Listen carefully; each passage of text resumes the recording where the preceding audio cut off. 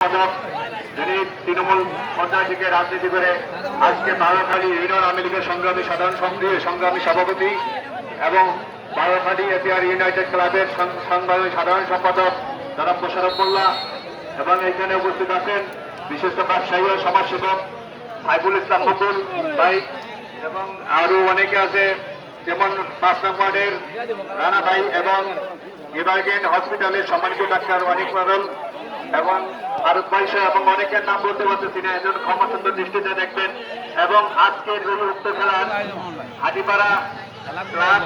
এবং ক্লাবের কর্মকর্তাবৃন্দ, খেলাবৃন্দ এবং বানাঘাটা ক্লাবের কর্মকর্তা খেলোয়াড়বৃন্দ এবং উপস্থিত আজকের দর্শকবৃন্দ সবাইকে জানাই আসসালামু আলাইকুম। আসলে এখানে বক্তব্য কিছু নাই, শুধু একটু কথা বলতে চাই। আসলে মানুষের মনকে যদি সুন্দরভাবে বিকশিত করতে হয় তাহলে খেলাধুলার বিকল্প নেই। আজকের এই যুব সমাজ যেভাবে এই পর্নোগ্রাফি মোবাইলের দিকে ইন্টারনেটের যুগে ঝুঁকিয়ে পড়ছে এবং নেশার ভয়ানক প্রবণ কাছ থেকে বাঁচতে হলে আমাদের খেলাধুলার কোনো কিছু বিকল্প নাই এবং বিনোদনের ব্যবস্থা বেশি উঁচু করতে হবে।